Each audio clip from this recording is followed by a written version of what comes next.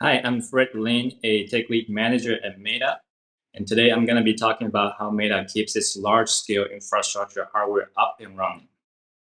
First of all, why am I talking about this? Why me and not somebody else like Mark Zuckerberg? Well, for one, he's very hard to book, and secondly, I might know more about this content than he does. So it's kind of a win-win situation.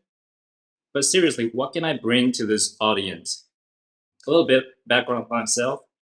As a kid, I've always wanted to be a scientist, and later I found out that I have this passion for data. Later in my career, I realized there's this role called data scientist, which is what I've been doing, and so I've been kind of living a dream. My prior research was on machine learning application for semiconductor manufacturing, from which I got to really understand the manufacturing process of a chip, as well as the verification and validation process in the flow. I got to work on some large scale production data from multiple semiconductor manufacturers. And in the semiconductor industry, the time to market is extremely important, probably even more so with all the chip shortages around the world happening right now. So, what I worked on was test cost reduction. So, we would try to save the time and money from chip testing, as well as test escape detection. So we would try to capture the outliers that would pass all the tests in the process but fail at the customer side, which would incur a huge cost to the manufacturer of the chip. Because the later you capture a failure, the more costly it becomes. So I've been at Meta for 5 years working on data science, and I have been very fortunate to have been working with a lot of great people on building some state-of-the-art data machine learning applications to help scale our infrastructure. We have been publishing some of this work at conferences like DSN, Sigmetrics, and ICPE. And today we're going to be talking about 5 papers from our recent work. So we talked about why me talking about this, but why this topic? Why is this topic important to anybody? Well, Meta's infrastructure has been scaling very fast. In 2011, we had this first Meta-owned data center that went online in Prineville, Oregon. Today, we're having this many data centers either in use or under construction around the world. We are creating quite a few local opportunities, and you can see some of these data centers are, well, actually, most of them are really, really gigantic buildings. And some of these buildings are actually as long as the Empire State Building is tall. In addition to the growing size of our infrastructure, we know that the fleet complexity is also getting higher.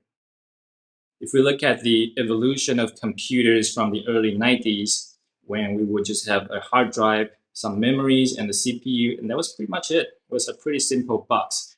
Later on, we introduced the flash technology, and we have GPUs that are specifically designed for rendering graphics.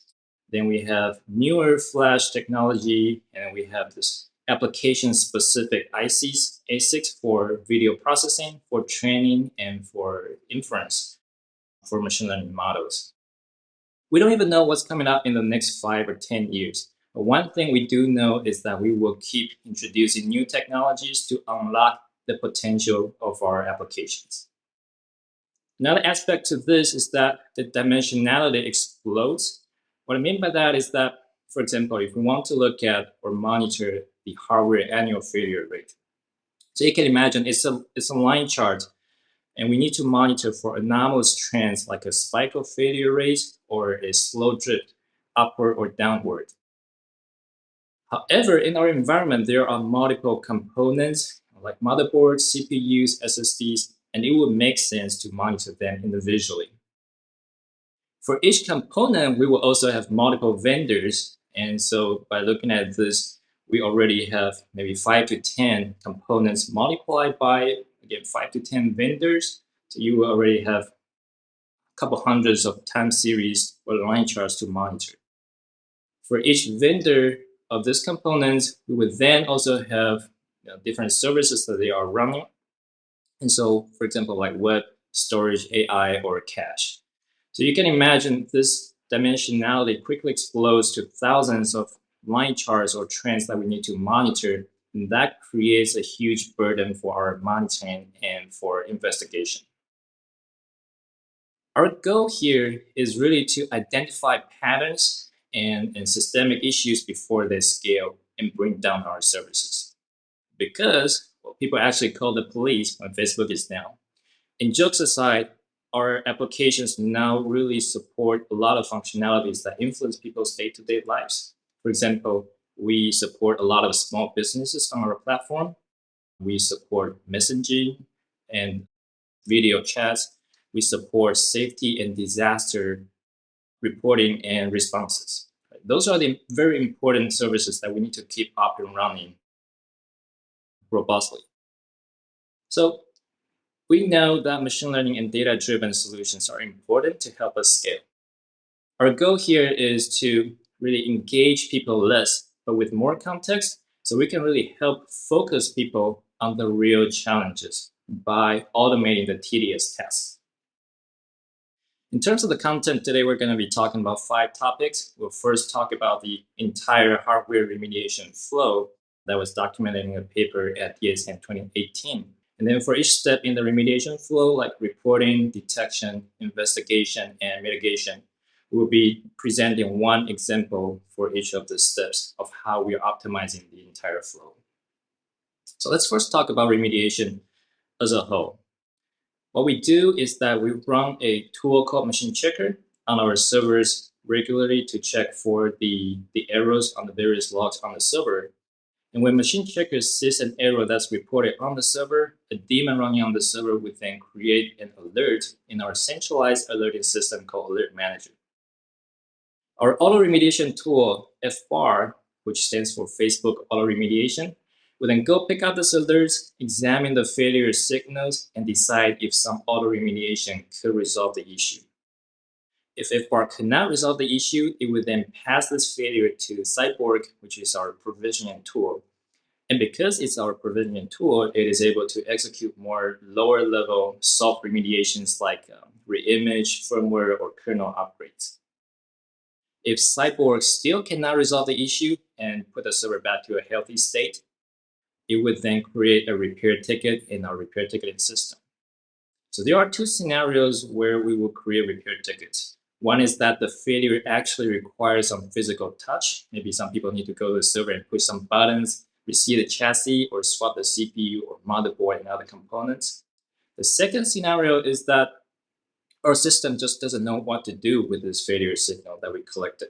So the system will then create an undiagnosed repair ticket for human to investigate. Some highlights of this work. First of all, we built a data monitoring framework that will really help us track the failures throughout the remediation flow. So now we know what exactly happened to each of these failures. And with this data, it was easy to see that there were some fallouts. For example, the transient errors like PropHot, which is a signal that indicates processor overheating, they have somehow been incorrectly concluded as false alarms. So the scenario is when we get a PropHot CPU overheating, FBAR will try to run Machine Checker again to verify the failure. But FBAR will also drain the server first, so the server stops running production traffic. And because it's not running production traffic, the CPU will already cool down when FBAR runs Machine Checker again. So FBAR wouldn't really see this PropHot signal and would think that this was a false alarm and release the server back to production. Now, because we didn't actually fix anything, this server would very easily become repeat offenders for this PropHot issue and just keep haunting us. What we could do is that we could run benchmarks to reproduce the issues. Here are some examples of the benchmarks that we run. And with this data throughout the remediation flow, we also know that machine learning can help with failure diagnosis. I'm not going to go into the details of this right now, but we will talk about this more in depth in the later part of this presentation. So now we have the data throughout the remediation flow. It really opens up a lot of opportunities for our further analysis and optimization through the flow. The next thing I want to talk about is for reporting. Here, the example is how we tune the correctable memory errors and to minimize the performance overhead from these interrupts. What we're seeing here is a typical architecture of a server. You have many components, but we're going to be focusing on the DIMMs, the memories, and the CPUs and the communication between them. When memory correctable errors are detected, interrupts will be sent to the CPUs, and so the CPUs will be stalled for its production work. to handle these interrupts first, because sometimes these interrupts could indicate very serious or catastrophic hardware failures that the CPU or the server itself need to handle first. However, well, memory correctable errors are correctable, so they will be corrected and then reported by the server. We do know that the number of correctable memory errors is an important indicator for the memory's health, so we want to keep an accurate count of it. What we did is that we implemented a hybrid reporting mechanism using both CMCI in parallel to the traditional SMI mechanism. I'm not going to talk about what they are here, but you can find much more details in the paper. And the result was that after tuning the reporting mechanism, we could reduce the CPU stall time by more than 70% without losing the accuracy of our correctable error count of the memories. Next up, I'm going to be talking about detection. So after reporting, the next thing we need to do is to detect those issues. Here, I'm talking about a data engineering framework that's meant for near real-time fleet-wide server reboot detection. So unexpected reboots are important. They are disruptive to our services. But we also know that they are important signals to help us understand what's happening on the servers, because they could indicate things like out of memory, which we need to fix at the software level, or kernel panics, or even some physical events like the power loss at a data center or some connection cut by a fallen tree. Our requirement here is that we need to first detect all types of the reboots, not just the ones triggered by tooling or servers, but also the ones that are triggered by environmental issues, again, like the power loss of the data center. We want to be able to categorize the reboots by reason, so it's easier to monitor them and investigate the issues. We need to do this in near real time so we can detect the issue and react to them timely. We want to do this at scale for each and every server in our data centers around the world. And we want to get alerts when anomalous trends are emergent in one of these dimensions. Again, the dimensions could be like server model, it could be some firmware versions, or it could be some specific data centers. When people get the notifications of an alert, we want to be able to run some automated root cause analysis so we can provide as much context to help direct people to the right direction for their investigation and mitigation. So very quickly, here's the architecture of the flow. Starting with the servers, we will stream system uptime, which is a signal that indicates the number of seconds that the server has been on since the last boot. We stream the data to a database called Scuba, which is an in-memory database. Then we run a detector, which is a script that does some signal processing, and we will also enrich the feature sets by joining the data with server attributes in some tooling and server logs. We then push the data to MySQL for the final data presentation. So it could be user queries, it could be dashboards, it could be automated anomaly detection, and automated root cause analysis, as we mentioned. So this root cause analysis is an important part of our entire optimization of the remediation flow. So the next example will be automated root cause analysis. This is an example of what the result would look like from this RCA. It could be the spike of unexpected server events. Again, here the server events could be failures, it could be unexpected reboots, it could be out of memories or kernel panics. We would say that this spike of events was triggered when scheduler version V puts application A on server model M running kernel version K. So these are the factors that this automated algorithm will be able to find out of the thousands of dimensions to help us understand the association.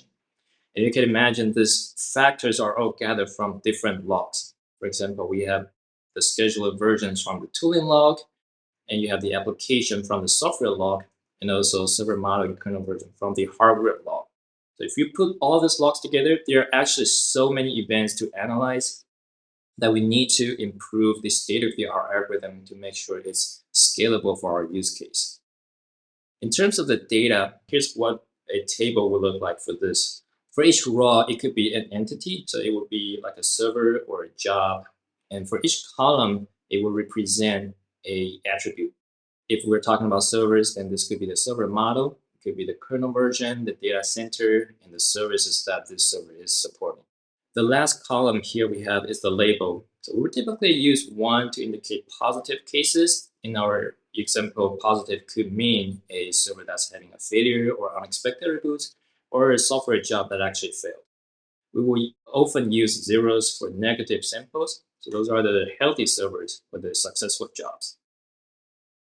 This table could really become very big. So we would typically have millions of these entities and hundreds of attributes to analyze. And there are much more details in the paper on how we optimize or improve this algorithm to deal with this kind of data size, and also how we improve the readability of our results to help the engineers consume and act on that. Okay, so that was about investigation. The last step of our remediation flow is mitigation, to actually do something to resolve the issue. Here I'm presenting a machine learning framework that we built to predict the repair actions for hardware failures. From the beginning, we will have server failure logs together with some of the tooling logs around the server and the server attributes. The server failure logs are typically in free-form text. So there are sentences describing things. The tooling logs and the server attributes would typically be in categorical or parametric features. The free-form text needs to first go through a text embedding process to generate some numerical features so that we can fit all these features together into the machine learning model. This model will then make predictions based on how each repair action is likely to actually resolve the issue and bring the server back to a healthy state. We then do a post filtering to only keep the ones that we are more confident about. And then we use those as our final prediction to show people that this is our recommended repair actions given the failure signals. A little context on the why and how for machine learning. On the right-hand side, we have this typical flow that we collect the data from the field. We do some feature engineering to clean up the data, generate more useful features to capture the correlations among the data. Then we train the model, followed by inference or prediction. First thing to note is that there will always be new failure types in our system or environment because we are continuously introducing new software and hardware to support our use cases. So there will always be new things that the system or our team has never seen before. Machine learning powered pattern mining could help us look at past issues, how they were resolved, to provide context on how a new issue might have been resolved given how similar signals in the past have been handled. And that is very powerful, but that's all based on data. Data is everything. We need very clean data from the field. How can we do that? Well, one thing we could do is to minimize the free-form text input from the field engineers. For example, people would describe things slightly differently. And some people would say, I rebooted the server is going through an AC cycle, I did a power off, power on the server, but they actually all mean the same thing. However, this ambiguity in the free-form text will make it very hard for machine learning models to derive the right pattern. What we could do is to provide a predefined list of actions so that people can choose from, and there will be only one action for reboot. And then we assign a timestamp to this event. So now it removes all the ambiguity for our machine or our algorithm to understand what's actually happened. And that is how structural logs can help. We have been pushing for migrating most of our toolings to use structural logs, and we have really unlocked a lot of potential for our data with this drive. So a quick recap. We looked at 5 topics in this presentation. We looked at the entire remediation flow and examples for optimizing each steps in this remediation process. The real takeaway is that state-of-the-art data and machine learning methods will help us scale by focusing people on the most challenging works, again, by providing more context or by automating the tedious tasks. Some future works that we've planned, we want to continue to build the scalable monitoring and root cause analysis framework throughout our infrastructure. We have been working on predictive failure mitigation, so that could help us avoid some data recoveries or to prepare spare parts for some expected failures in the future. Silent data corruption has been a very hot topic lately. It's basically when you have 1 plus 1 being 3 from the server, and the server is not telling you it's wrong because there's no error reporting from any part of the server. It might have just been a bit flipped. So what we could do here is to run some instructions on the server and to compare the outcome with the expected result to see if they match. And in running all these instructions, one thing we could do is to optimize the scheduling of this test. So which instructions should I run first? And after this known result, which other actions should I run following those and for how long? And so this could help us minimize the performance overhead for running this test while detecting errors as early as possible. And there are many more. We have a lot more exciting work scheduled ahead. And as we like to say, this journey is only 1% finished. If you're interested, feel free to stay tuned and even better, join us on this very exciting journey for scaling our infrastructure. Thank you.